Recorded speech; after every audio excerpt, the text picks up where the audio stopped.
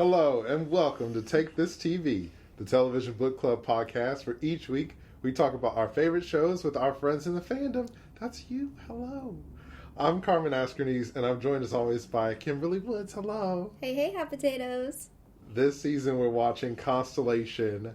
What are we talking about today? Today we are talking about the final episode, episode 8. And it's called These Fragments I Have Shored Against My Ruin.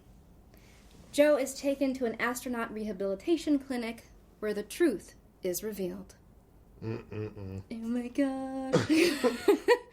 Yeah, I don't feel like the truth was revealed. Yeah, I was just telling Carmen, I still feel like I'm in a liminal space here, trying to figure out what's real and what's not. Yeah. Was the truth revealed to you? Let us know what the truth is, please, because we're confused. This episode starts out with Joe that's in space, and she has this line that says, "Alice, even if I'm not here always with you, no matter what happens, my eyes are always on you." And so this is the Joe that's lost her eye, gazing out of the space station down on Earth. Oh, I also thought it was that, like, Space Joe talking. Did you think that too? Yeah. Oh, man. That's creepy. Yeah. That's really creepy. That's how this one kicks off, and that was like, okay, all right, this is what we're doing. The show definitely, I feel like it's always been a thriller, but it, teeters on the edge of horror at some moments, and I feel like you're never ready for the horror elements. No.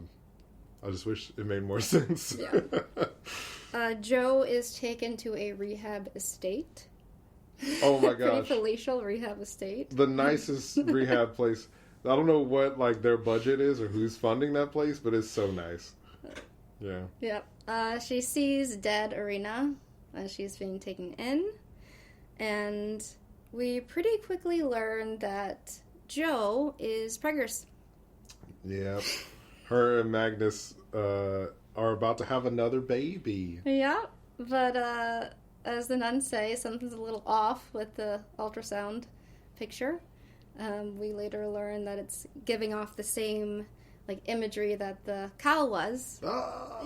What does that mean? Is the baby going to be the new cow? Is Joe going to name the baby cow? I don't know. And where's the baby from? And if they're all entangled, is Zombie Joe preggers too? Oh my gosh. That's a nightmare. That's a nightmare. Zombie Joe is floating around space station with half of a head. Preggers, yeah. Thanks. We also get Bud waking up in the snow. Everybody has left him there. Yeah. All of these, people ran over these emergency vehicles at the end of the last episode, and I guess they saw Henry Budd in the snow, and they were like, hey, he's fine. Yeah, he'll be all right. Left him there. Yeah. We also have, is it Joe's vehicle that he finds that has the recorder in it? So Which is weird. That is weird, because I thought that the recorder burned in the house. Because we saw it melting in the cupboard, right? But that was in the kind of a liminal space, wasn't it? Or not? Oh, well, maybe. At the time, it felt like... So, we do see both Alices have their recorders, so maybe it was, some liminal version of it? Or... Yeah, that was burning in the fire. I don't know. Yeah. Or maybe they have multiple. Who knows? But Bud had it and was pulling out the tape. Also found the cow and just took an axe to it. Just whack, whack, whack. Yeah. Well, because I feel like when they were, in the last episode, when they were going there, oh man, what was the other guy's name? I want to say Francois, but I don't think that was his name. Frederick? I think it was Frederick. Yeah. The lover in the other universe? Or, I guess in this universe. But that's right. The side piece, yeah. I think he was there too. And so it's why would he leave the cow in the snow? I don't know why anybody would leave that there. Mm-hmm. Maybe they didn't know it was that. Well, they knew they were looking for it. That Henry was looking for it. Yeah. So that was weird. They also left Henry. Or they thought it was Henry. That was weird. So I don't know. I don't know. That part was a little bit plot, but yeah. But he does cut it up. And it kind of cuts back and forth between Bud destroying the cow and Joe being electrocuted with whatever they're doing to Joe at this rehab center. Just pretty intense. It seems more like a prison in some ways. Yeah. And Jo, when she finds out she's pregnant, she says something like, I can't have this child. If I have this child, there's no way I'm getting back. Which, again, it's like, okay, is this further solidifying her actual presence in this world if she physically gives birth? So. Yeah. Yeah. It does seem like Jo is kind of torn in this moment. Because this whole time she's been trying to get back to her version of Alice. And she's trying to explain to everybody, like, my Alice was there. I could smell her. There was a difference, and everybody's just like, take your medicine, play the piano. I don't know why they were so adamant about her playing the piano. I thought something was going to happen when she played it. I feel like, because there was kind of a theme from Irina, like, telling her to, like, get more in this body, accept this body. So I feel like it was, like, part of, like, accept, that this is who you are. You're this Jo, which, the Jo from here could play the piano. So it's like... Oh... That makes sense. Yeah, I think. I mean, that makes sense. Yeah. We also get Alice telling Magnus the truth about, their mommy dying in space, which he did not take well. He was basically like, Mama's crazy. She needs help. Alice is nothing. Magnus is constantly being the worst. Yeah, I mean, like, Alice is the smartest, best kid ever. She's so smart. She's like, Dad, sit down. I have to tell you something serious. Yeah. She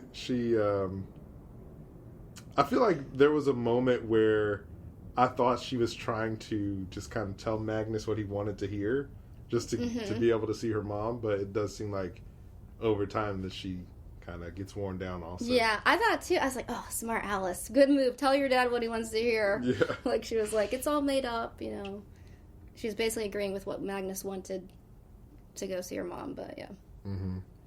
Because Magnus thinks that Jo is filling Alice's head with fantasies and nonsense. Yeah. So, yeah. But we actually get, too, that she's struggling more. Like, I thought initially, as a child, she'd be like, Mommy, you're back, even if Mommy was a little bit off just because she wanted that to be the truth. But, she's very mature, so she... Yeah.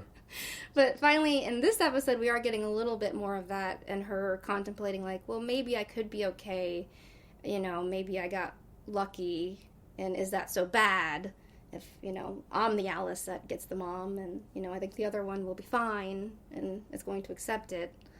Yeah. Yeah. Well, we do have that scene of Alice in the cupboard talking to her friend, who's Paul's daughter. Wendy? I don't know. Those characters, like, I feel like those are plot characters that show up just when they kind of need to, like, really drive a point home, so I don't remember her name. Yeah, Paul's daughter. Yeah, Wendy. Yeah. And are both of the Alices speaking to their versions of Wendy? Mm-hmm. At the same time, yeah. They're cutting back and forth. I like that moment. I was losing the thread a bit on, like, which version of which character we're following. They had fun in this episode with that, because we get that with the Alice and the Wendy, and then with Magnus and his therapist. That's right. We were talking before we started recording about, like, the scene with both Magnuses talking to the therapist, and it's like, so okay, in both of these universes, Magnus's life is so similar. He has the same job, the same insurance. He can go to the same therapist in the same office at the same time. He's a simple man. Yeah, he's a simple man. He knows what he wants in all universes. Do you think, I didn't really think about this until just now, but do you think that the reason that the universes are so similar is because that there wasn't a split until the Cal experiment went off, and then that caused the other universe to exist? Well, I guess that wouldn't make sense, because Bud and I think they were all kind of existing. They just traded. Yeah. Yeah. So, never mind. Yeah. It's just a coinky dink. Yeah. Let's see. Looking at my notes. Oh, in the therapy session, I like the line where Magnus is like, we feel like we're all just floating in space.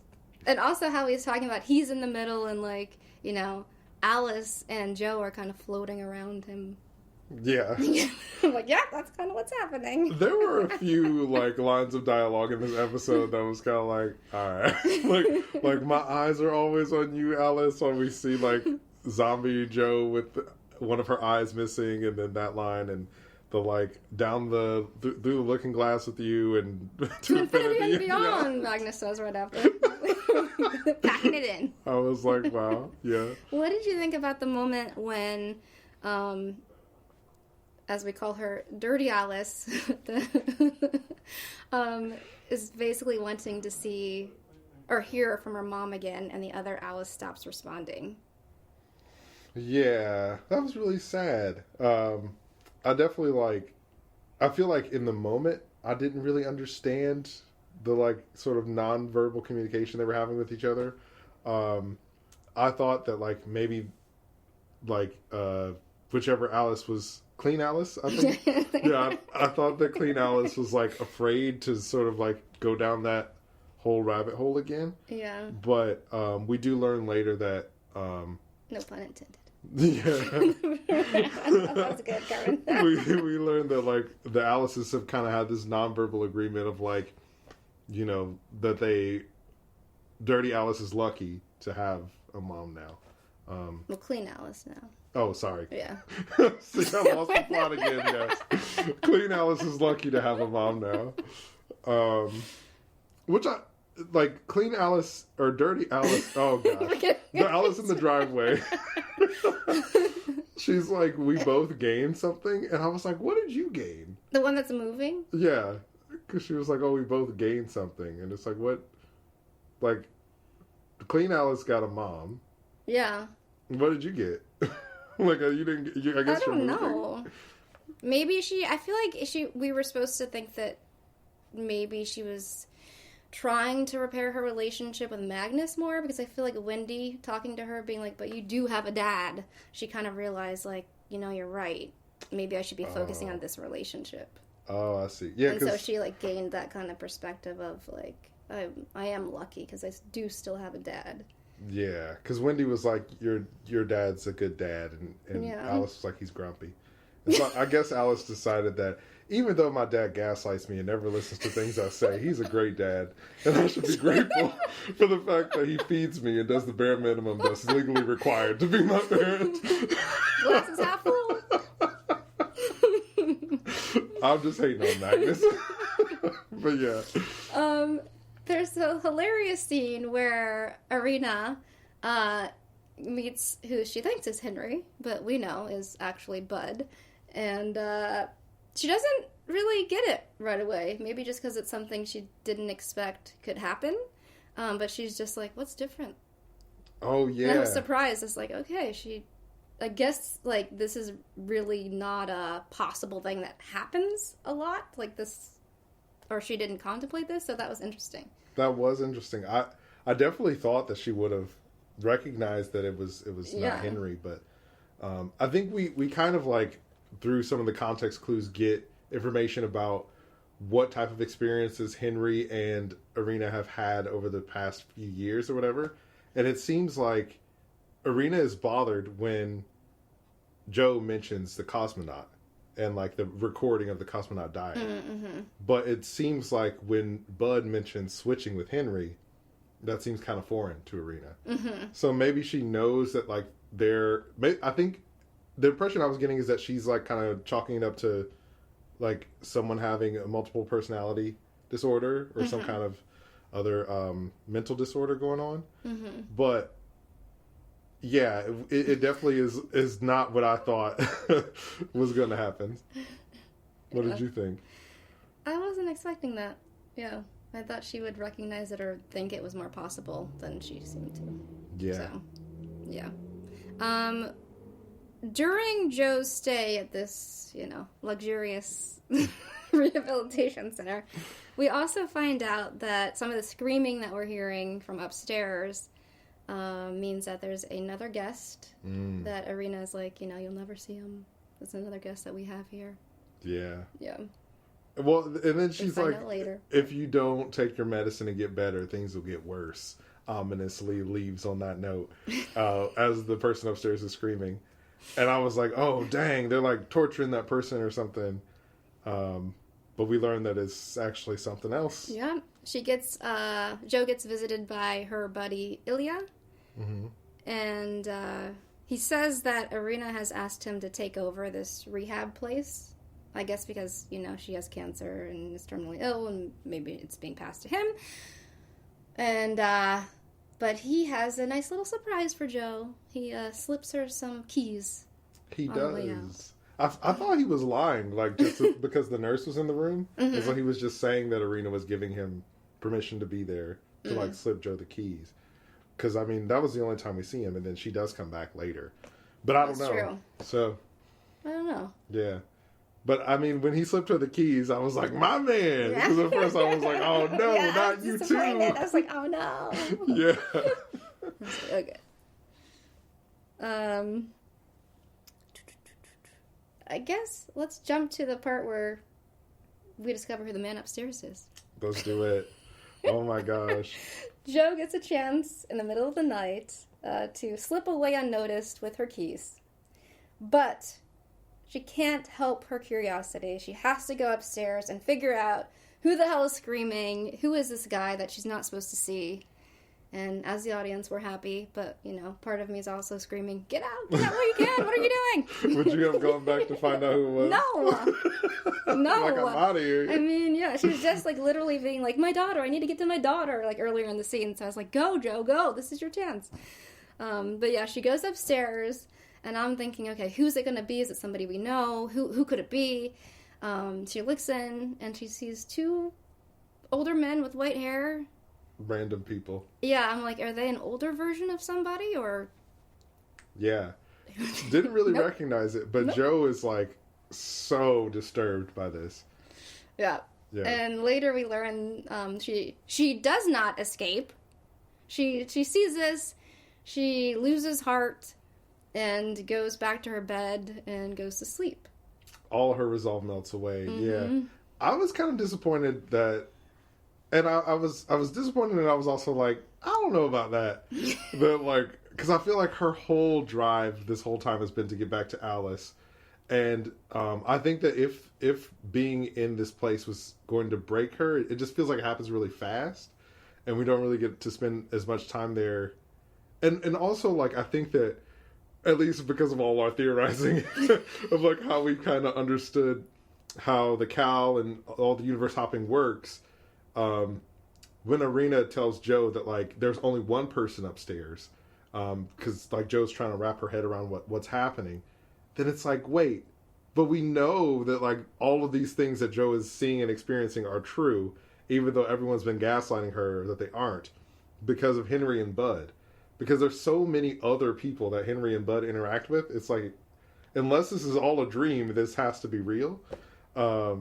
So I thought that was kind of disappointing of, like, well, Joe is an astronaut, and we know that Joe is really intelligent and capable and stuff, and so for her to just give up so easily just felt a little weird. Yeah. But, I mean, she has been, like, experiencing the worst few weeks, months of her life for, like, a while. So, and probably has to be questioning her sanity. But I do agree, like, I feel like I'm not opposed to that beat change, but it needed more time for me to really buy it. Yeah. Or for it to feel earned, and it felt kind of rushed. It did. And then when Joe had the key and she was sneaking out and the guard was sleeping there, I was like, look, you're not from this universe. You're dead in this universe. Take that guard out and let's get you know what? Hey, dead men tell no tales. Like, we're trying to get back to Dirty Alice. We ain't got time for loose ends. We got stuff to do. That's a different show. Yeah. That's not this show. But yeah, it was. I think it was like all the pieces were starting to come together when Joe and Irina are having that conversation after she saw the person upstairs, and then Irina. I think it's for the first time, really, we kind of see her being vulnerable and honest with Joe. Yeah, it was interesting this episode with Irina because it was like I didn't know how much to believe her. And she's interesting as a character because it's like, okay, it also could be because she believes what she's saying. Like, even if it's not true, she could, whatever she's telling Joe, like, she's telling her, like, to play the piano, to, live here, like, be as in this body as you can be. But maybe she thinks that's the only way to not, like, split into two. Maybe. To shore herself up. Maybe that's how she's dealt with it. Yeah. Yeah. Because we do see that scene later where she's like emailing a mailing list of astronauts and asking them to share their stories with her about the madness. The madness in space. of space. Oh my gosh. Yes. Yeah. So. Yeah, and she seems like she genuinely like is curious to study this. So that was interesting about her character this episode. Yeah. I will say, like, a few episodes ago when she was with Henry, I got the impression that, like, she was like, oh, I'm dying. And I was like, oh, she's not going to make it to the end of the show. She's going to die. but she's still alive. I was like, I guess she's fine now? Like, or maybe, is she still dying? I thought she's still dying. Oh, okay. Yeah. If that guy was lying, I thought that's why he was kind of saying, like, I'm here to take over, because it was a believable, maybe a kind of a known thing that she has cancer. So. Yeah. In the other universe, Henry is now being tried or being charged with shooting Paul. Mm-hmm. And he is very adamant about taking a lie detector test, a polygraph test, to prove his innocence. Yes, and testing his DNA. Yeah, he's so confident. He's so confident that this will clear his name. Yes, he passes the, polygraph with flying colors, but they're like, it's, if you believe it's true, it will be true, so it's not going to clear you, buddy. They're going to lock you up. And he's like, but what about the DNA? Does it, is it turn in the other direction? I guess he's expecting, a mirror image or something of his DNA. He suspected it would be different. Mm-hmm. Do you think that Henry was right and their DNA is different and the cops lied and they're like, we don't care, we're going to lock you up because we know it was you? Or do you think that it was actually the same? Because I feel like we've never really seen scientific analysis of two of the people like that. The way they reacted was like they were telling the truth. I feel like if the show wanted us to believe that they were covering it up, I didn't really get that from there. Did you? There were expressions. Well, there's that moment where one of the officers says something like, "The truth is relative nowadays," or something or other like that. I forget the exact line, but she kind of alluded to we have so much evidence on you that it doesn't really matter, and yeah. So that's why I was like, I thought she was more saying that about the polygraph test. Oh, okay. Well, if you believe you're saying the truth, then you'll pass it anyway, and the truth is relative. Yeah. I mean, possibly, yeah. But I don't know. But either way, Henry's going to jail. Yeah, Henry, Bud seems to have gotten his revenge. He is, getting some fancy suits or wearing, suit jackets and his boxers. And spending lots of money. Having a ball. Finally living his life of success that feels he deserves. Yeah, he tells Frederick that he doesn't care that the cow's been destroyed because he's like, oh, it's just stuff. And Frederick's like, what? You don't care? I'm like, Frederick, you should know that this is not the same guy. Something's up. Henry, he was like, my baby. Yeah. Everybody get out of the way, my baby. We also see Bud visit the guy who's doing the guided tour of Jack the Ripper. That's the guy that Bud killed on the cruise ship in his universe. And so he gives him the flowers. Like he's bringing flowers to his grave, essentially. And he's like, live your best life. Which is Bud he's gotten his revenge. He promised he would get it, and he did. Yeah. So he's happy. Yep. I guess he's the only one who really has a happy ending.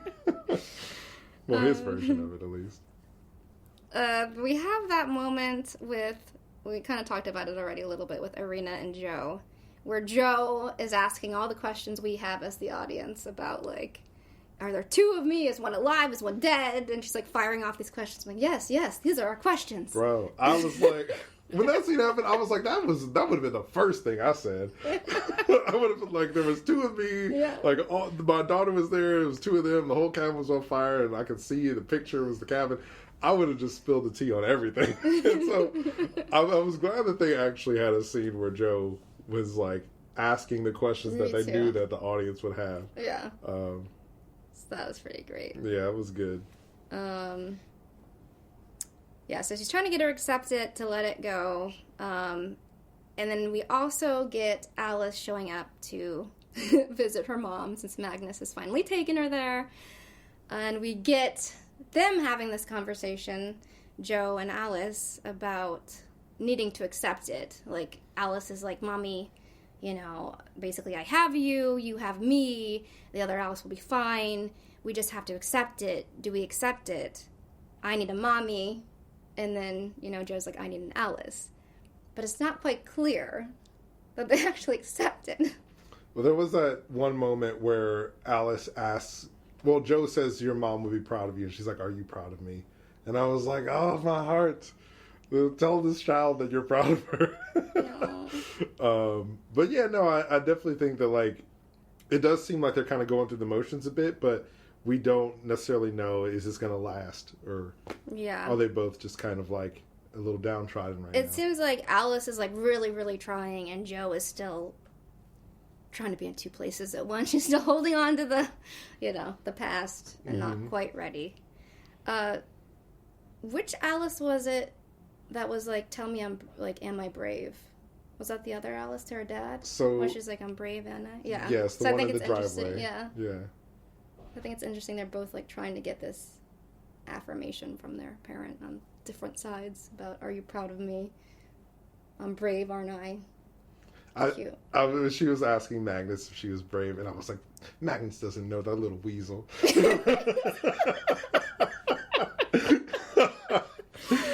No, it was a sweet moment. It was really sad because, you know, she was essentially saying goodbye to her mom because she felt like she was doing the right thing. Yeah. Yeah. And she says, like, I can't be angry at the other Alice for being luckier. Sad. Yeah, that was really sad. Yeah. Both of the Alices are so great in this show. Yeah, they really are. Oh, gosh. That brings us to the last scene. Oh, my gosh. Of this final episode, where we are back up in space with Joe, who we began our journey with, the Joe that died. And she's looking out at the space station, and then we slowly see her turn. We get her eye socket. She catches the iPad. Great product placement, Apple. And she looks like she's alive. Zombie Joe. So she's looking at us. Yeah, because she's kind of floating there as if she's just a corpse in the space station at first. But then when she catches the iPad and blinks her other eye, and it's like, what? So she is alive? Like, what is happening? She's still entangled. So yeah, like, is she still entangled? Is she like, is this version of Joe like the zombie version of Irina? Is Joe going to get cancer just like Irina did because there's one version of her that's dead? We don't know. And then we also have the Paul scene. So oh yeah, Paul. Oh yeah. Yeah. Rewind. He's in the hospital and someone's bringing him like medicine or something, and he snaps awake. And after the nurse kind of gets him to calm down a little bit, he's looking at his hands. And we were talking after we watched the episode, and we think that Paul switched. Oh man, we don't have a dirty and a clean Paul. So the Paul who died, who got his arm cut off, we think he switched back into the universe he's from in the body of the Paul who lived, if that makes sense. Mm-hmm. Yes, because so he's now back to his right universe, right? His consciousness is. Yes, his consciousness is back to where it should be. So, yay, Paul. That's what we theorize. So you get a happy ending. But does that mean the other Paul is dead? Or, like, are they always going to swap when they die? Are they forever going to... Are they immortal? I don't know. I don't know how it works. Yeah. The other thing we were looking up right before this episode is what this... the name of the episode is from. These fragments I have shored against my ruin. And it's from a T.S. Eliot poem, The Wasteland. So it does seem like in this episode, Irina is trying to get Joe to shore these fragments up of herself. But then in this final scene, when we get zombie Joe looking at us, she seems to still be in two places. Yes. So I don't know. We don't know if she's going to split into two truly, or if she will remain whole in this universe where Alice wants her to be her mom. And yeah. We don't know. I guess we'll have to We wait don't know. until season 2. But also, like, does that mean that dead Joe, like the clamps on the escape pod? We still don't know who released the clamps on the escape pod. And in one of the universes, Joe and Paul's dead body were in the pod, and so nobody was in the space station. So it's like, did Joe do it both times? And like, when Joe released the clamps, was she releasing the clamps for her other version of herself and for Paul? I don't know. Maybe we gotta find out in season 2. I still have questions. Yeah, who knows? So we'll see. We'll see if they have season 2 and what that's going to be and what's in store for us. But thank you so much for joining us on this crazy journey of Constellation. We hope you've enjoyed it as much as we have. It's been a fun ride. Mm-hmm. Don't forget to follow us and subscribe at Take This TV on Instagram and TikTok. And thank you for joining us. And remember, it's dangerous to watch TV alone.